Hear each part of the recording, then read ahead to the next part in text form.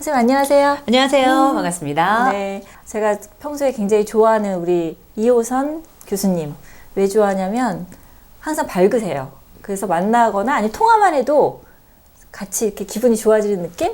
그래서 되게 제가 좋아하는데 사실 이렇게 제가 기운이 좋아서 저를 좋아한다는 분들이 많은데 저는 기빨립니다. 네, 그럼에도 불구하고 함께 있는 시간이 너무 좋고 그렇게 함께 있는 저는 지금 숭실사이버대학교 기독교상담복지학과 지금 학과장 맡고 있고요. 한국노인상담센터 운영하고 있고 그다음에 한국노년교육학회 지금 학회장으로 있습니다. 2호선이라고 합니다. 네. 1호선, 2호선, 3호선, 4호선 그중에 달리는 순환선 2호선입니다. 네.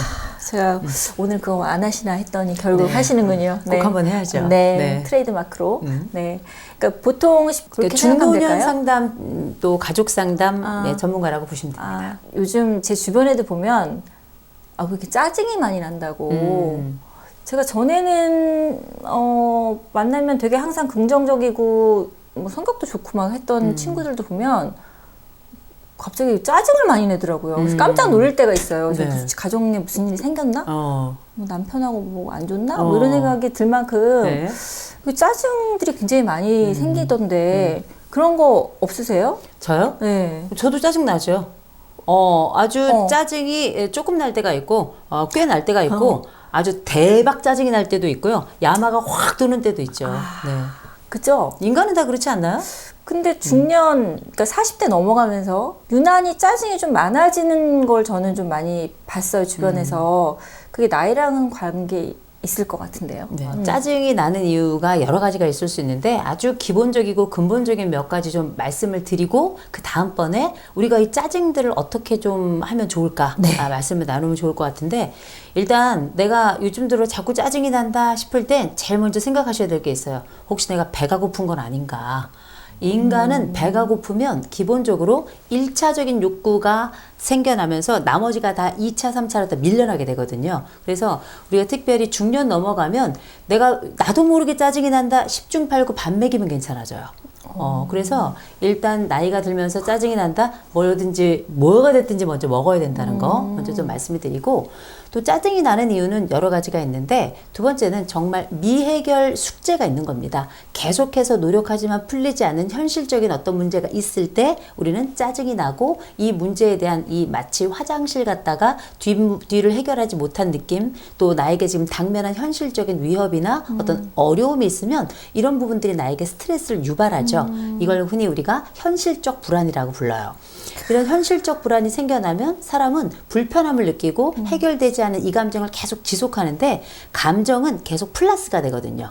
플러스가 돼서 1 더하기 1 더하기 1 더하기 1 해서 이게 4가 되면 모르겠는데 보통 이게 4 플러스 알파가 됩니다. 감정이 더 부가되는 영역이 생기면서 예상치 못했던 또 하나의 감정, 또 하나의 또 다른 상황으로 이게 지속이 되면 또 이 내 짜증 상황이 또 다른 짜증 상황을 또 만들어내는 이런 연속 효과가 일어나면서 사람이 가진 스트레스가 더 증가되거든요. 현실적 불안이 있는지 살펴보셔야 되고 세 번째는 나도 모르게 짜증이 올라오는 게 있어요. 아무 일 없어요.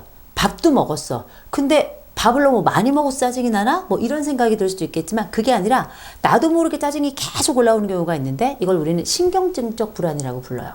이건 아주 어렸을 때부터 가지고 있던 아주 나만의 나도 잘 모르는 이 불안의 영역들 거기에는 이제 성장 과정에서 생겨난 유기의 경험이라든지 아니면 어떤 일이 생겼을 때 나에게 왔던 큰 비극적 사건 아니면 어떤 일이 딱 터지게 되면 나는 그걸 도무지 커버할 수 없을 것이다. 이런 생각들이 어려서부터 겁이 많았고 또 실패 경험이 많았고 그리고 굉장히 혼나는 경험이 많았고 이런 것들이 쫙 쌓이고 누적되면 나도 모르게 일종의 심리적인 안반 아주 묵처럼 물컹거리는 안반을 만들어내게 돼요. 이런 것들이 마치 이게 상해고 또 썩어나가는 것처럼 이렇게 물씬 올라오거든요. 이렇게 올라오는 그리고 나도 모르는 불명확한 이 불안을 우리가 신경증적 불안이라고 하는데 이거는 어려서보다는 청년기 넘어가면서 그다음에 중년기 넘어가면서 이 신경증적 불안이 크게 작용한다. 이럴 경우는 우리가 알고 있는 치료 영역으로 이제 넘어가야 되는 거죠. 지금 세 번째 그 부분은 좀 어릴 때라던가 우리가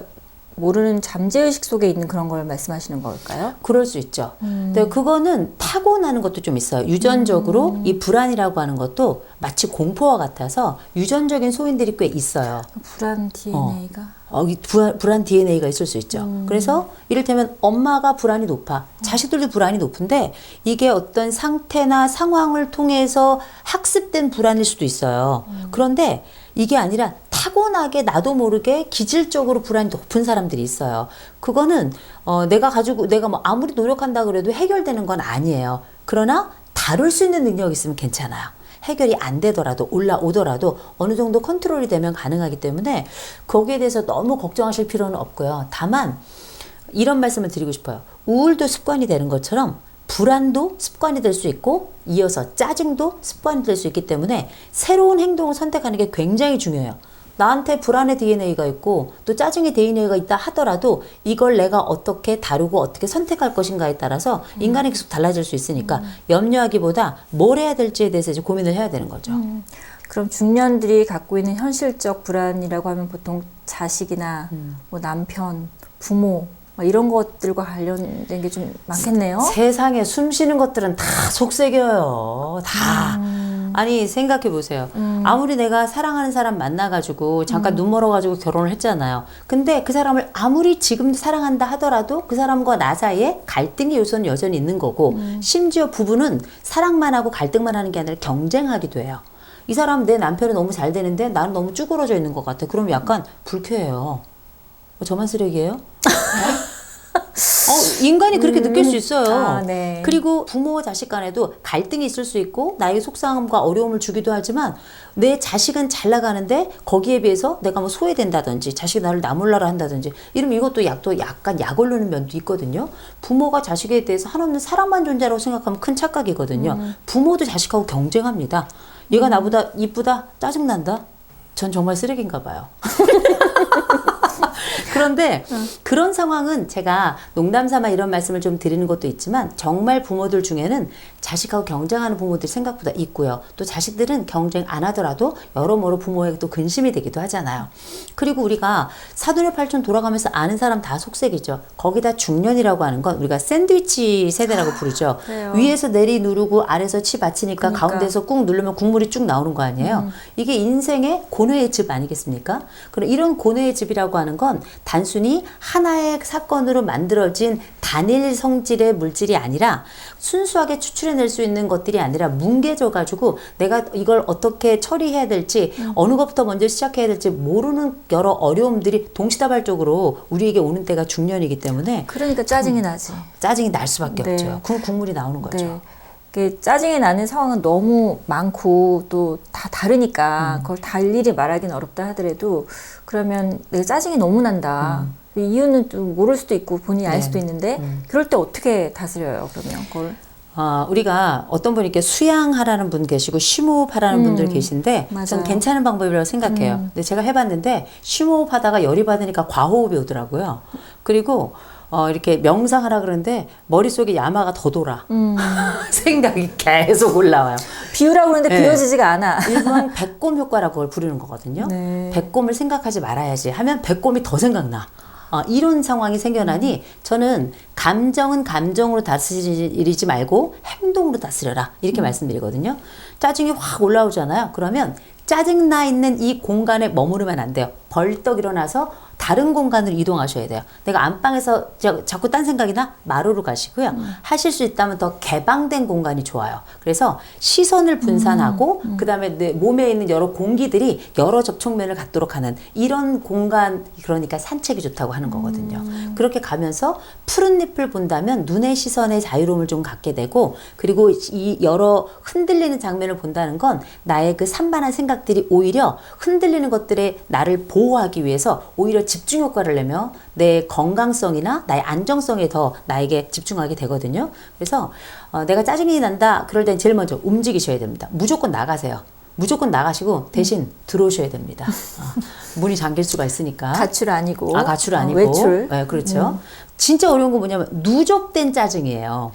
짜증이 계속 그래서 왜 어려서부터 짜증내는 애들은 커서도 짜증내요. 재밌는 거 아세요? 이런 분들은 늙어도 짜증낸다. 아유. 이게 일종의 습관이 된 건데 내가 자꾸 나도 모르게 짜증이 난다 그럴 때는 저는 두 가지 정도 하셔야 된다고 생각해요. 아주 오랫동안 내가 짜증을 내는 습성을 가지고 있어서 내 엄마도 나한테 아유 너는 왜 이렇게 짜증을 내니? 내 배우자도 나한테 아우 자기는 왜 이렇게 나한테 짜증을 내? 그냥 말을 하면 되지 왜 이렇게 그쵸? 짜증을 내 이렇게 애들도 하죠. 엄마는 왜 이렇게 짜증내? 아빠는 왜 이렇게 화를 내? 이런 분들이 계세요.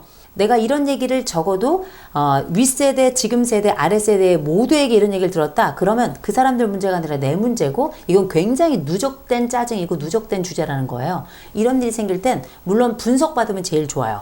분석받으면 좋지만 만약에 내가 어떤 상담이나 전문가를 만나서 분석을 받지 못하잖아요. 그럴 때는 자기 스스로가 대안적인 행동을 찾아내셔야 돼요. 이를테면 내가 약간 나도 모르게 오랫동안 짜증낸 사람은 그냥 짜증을 확 내서 짜증이 담겨있는 시간과 배출하는 시간 사이 간격이 아주 짧아서 본인도 눈치를 못 채요. 그런데 이걸 이제 의식화해야 돼요. 약간 내가 짜증을 내기 전에 나에게 올라오는 감정이 있어요. 그 감정의 느낌을 딱 알아채야 돼요. 이걸 우리가 의식하기라고 불러요. 약간 울컥하거나 아니면 약간 붉어지거나 아니면 약간 하고 몸이 이렇게 약간 올라가듯 감정이 올라오는 순간이 있거든요. 그걸 알아채야 돼요. 그 다음 순간이 짜증으로 넘어가니까. 그럼 그 사이에 뭘 끼워 넣어야 되잖아요. 뭘 끼워 그 넣어요? 끼워 넣을 때 끼워 넣어야 될 건 사람마다 다를 수 있지만 저는 몇 가지 말씀드릴 때 오랫동안 누적된 짜증을 가지고 있는 분은 제일 먼저 내가 짜증이 난다 싶을 땐 5가지를 하시면 좋아요. 5가지는 먼저 주변의 물건들을 좀 자세히 살펴보셔서 어떤 물건이 있는지 어떤 색깔이 있는지 자세히 보시는 거. 4가지는 귀로 어떤 소리가 들리나 한번 들어보세요. 주변에 어떤 소리가 들리나. 3번째는 3가지를 이렇게 직접 만질 수 있어야 돼요. 이렇게 옷깃도 좋고요. 그 뭐냐 감정을 분산하는 만지고. 과정이에요. 그렇죠. 이렇게 딱 붙잡고 있고 터치할 수 있어야 돼요. 손도 한번 만져보고. 그리고 2가지는 냄새 맡는 거예요. 주변에 어떤 냄새 나는 게 있나. 그다음 1가지는 맛보는 거. 설탕도 괜찮고 사탕도 괜찮고 가벼운 캔디도 이런 종류 괜찮거든요. 껌도 괜찮고. 공황장애 있는 분들이 그라운딩 테크닉이라 그래가지고 접지법이라고 알려져 있는 거거든요. 이거 짜증 심한 분들한테 제가 상담할 때 이거 쓰잖아요. 이거 생각보다 효과 있어요. 내가 오랫동안 짜증이 많았던 사람이야. 다른 사람이 나보고 너무 예민하다 그래? 그렇다면 꼭 한번 써보셨으면 좋겠어요. 그 다음 자꾸 화내는 분들 계세요. 그 말을 하지 왜 화를 내냐고. 사람이 이렇게. 말을 하지 왜 화를 내? 말을 하면 되는데 왜 화를 내? 이런 경우들 많아요. 그러면 애들도 네네. 그잖아요. 아빠 왜 이렇게 화를 내? 특히 아빠들이 그렇게 많이 해요. 왜 그래 소리 그래요? 지른다고 그러고 그잖아요. 그러니까 그럼 화나고 본인 되게 좀- 억울해요. 근데 이제 우리가 이렇게 언성이 높거나 하는 분들, 이런 분들은 사실은 본인이 정말 화가 난 것과 화가 나지 않은 것을 상대방이 알아채지 못하는 거예요. 나는 화가 나지 않았는데 화가 났다고 생각해. 그런데 이런 분들은 화를 냈을 때도 화가 난 걸 다른 사람들이 인지하지 못해요. 이게 굉장히 억울한 인생을 살아요. 화가 안 났는데 화났다 그러고 화를 냈더니 났는데? 화를 안 냈다 그러고 이러니까 사람들에게 내 감정 전달이 잘 안 되는 거거든요. 이렇게 짜증이 평소에 있어서 이게 약간 분노 형태로 나타나는 분들은 먼저 또 기억하셔야 됩니다. 본인은 화를 내는 사람이라는 걸 알고 있어야 돼요. 그냥 화가 안 났다가 아닌 거예요. 그냥 당신은 화가 난 사람이고 화를 내는 사람이에요. 그러니까 상대방이 그렇게 느꼈으니까. 그럼요. 모든 사람이 나에게 네. 넌 왜 이렇게 화를 내냐고 하는 건 너는 화를 내고 있다는 얘기거든요. 그쵸. 그래서 스스로를 인정하셔야 돼요. I am angry bird. 나는 angry bird구나. 화가 났구나. 다른 사람이 어떻게 느끼는가가 중요하다면 그 기준으로 볼 때 나는 화가 난 거니까 그러면 어떻게 말할 것인가를 선택해야죠. 그래서 내 평소의 말이 아니라 부드럽게 우리가 흔히 말하는 쿠션 토크를 하시는 게 좋아요. 쿠션 토크라는 건 스몰 토크는 많이 들어보셨죠? 스몰 토크는 일상의 소소한 이야기들을 함께 나누는 방식인데 쿠션 토크가 되게 좋아요. 한번 우리가 왜 옛날에 당구 칠 때 뭐 쓰리 쿠션 뭐 이런 거 있잖아요. 당구 안 치셨구나. 쓰리 쿠션 뭐 이런 게 있는데 쿠션이 한 번 짚고 넘어가는 거잖아요. 그래서 한번 거쳐서 나오는 거. 그 네. 거칠 때 뭘 거치냐면 네. 우리가 왜 영어로 clear throat라는 말을 쓰는데 목청을 가다듬는다. 이러면 잠잠해져요. 아주 사소한 방법이에요. 그래서 내가 지금 하고 싶은 얘기는 이런 거야. 이게 쿠션 토크라고 하는 게 원래 말을 부드럽게 하기 위해서 한번 이렇게 외둘러 가듯이 이렇게 가는 방식인데 그것을 말의 방식 말고도 이렇게 일종의 소리를 내어서 소리를 통해서 나를 한 템포 딱 짚고 거는 것도 똑같은 방식으로 쿠셔닝 방식이거든요. 대신에 하다 보면 남들이 제가 목 감긴 줄 알더라고요. 그러나 목 감긴 것처럼 보이는 게 내가 성질을 내는 것처럼 보이는 것보다는 100번 낫습니다. 교수님도 화가 많이 자주 나시나 봐요. 많이 하시는 거 보니까.